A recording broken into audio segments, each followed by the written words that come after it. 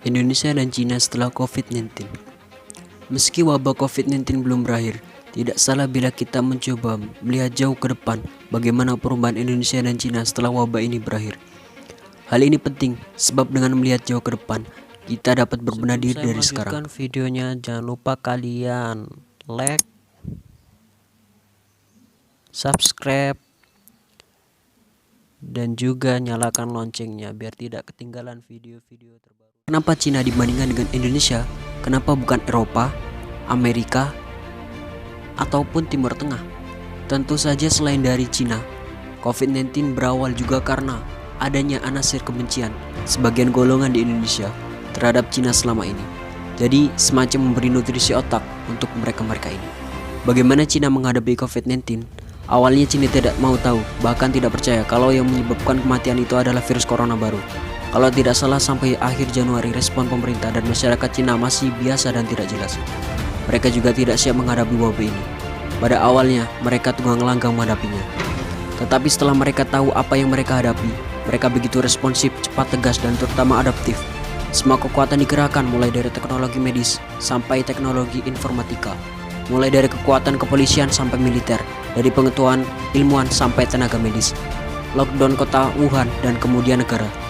Perubahan prosedur penanganannya pun dinamis. Intinya ketika mereka sudah paham apa yang dihadapi, mereka begitu cepat beradaptasi. Entah itu adaptasi kebiasaan hidup, adaptasi teknologi, regulasi, dan lain sebagainya. Mereka berhasil menguasai keadaan meski tak mampu menaklukkan virus corona. Dan yang terpenting, masyarakatnya pun sangat cepat meningkatkan kewaspadaan diri. Bagaimana Cina ke depan? Tingkat kewaspadaan makin meningkat, prosedur penanganan makin sempurna dan ketat. Penggunaan teknologi makin masif dan kompleks. Fasilitas kesehatan sudah jauh lebih dari siap dan mungkin menjadi negara rujukan penanganan COVID-19. Akhirnya posisi mereka di dunia semakin tawar. Indonesia tentu berbeda. Masyarakat Indonesia tidak sepatu masyarakat Cina, maka lockdown bukanlah solusi. Rumah sakit di Indonesia baik dari segi kapasitas kurang memadai bila dibandingkan dengan jumlah warganya. Teknologi medisnya pun sangat tergantung dari negara lain. Impor peralatan medis menjadi keniscayaan. Budaya masyarakatnya pun bukan jenis budaya yang mudah dialihkan dari ruangan terbuka menjadi rumah saja. Dari biasanya keluarga, dari agamis komunal menjadi agamis individual, serta dari kelas menengah berpotensi miskin. Indonesia juga masih negara konsumtif, bukan produktif, karena ketika negara membutuhkan sesuatu, industri dalam negeri sangat sulit atau bahkan tak mungkin memproduksinya. Pada saat yang sama, negara lain pun sangat membutuhkan hal tersebut sehingga tidak memungkinkan untuk mengekspornya ke Indonesia. Selain itu, situasi sosiopolitik Indonesia ini sangat berbeda. Di Indonesia tidak mungkin diterapkan melenyapkan orang-orang vokal, sekalipun mereka gemar memprovokasi dan berusaha sekuat mulutnya melemahkan pemerintah atau mengontrol media untuk memberitakan apa yang pemerintah ingin diberitakan ke publik. Itulah sebabnya keputusan dan sikap pemerintah akan tetap menjadi pro kontra yang sangat geduh.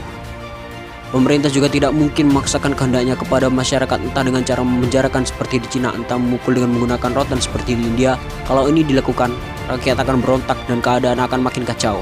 Sudah terbiasa orang Indonesia itu melawan terhadap aturan dan pengusahaan. Kebiasaan melawan ini menggambarkan masyarakat yang kurang biasa beradaptasi dengan cepat dengan situasi dan kondisi yang baru. Pemerintah juga tidak akan mungkin memilih opsi memenuhi kebutuhan seluruh masyarakatnya dan meminta mereka tetap di rumah. Dan roda perekonomian berhenti total. Langkah itu adalah langkah bunuh diri, sebab tidak mungkin negara sanggup memberi makan seluruh rakyat Indonesia secara cuma-cuma dalam jangka waktu yang lama.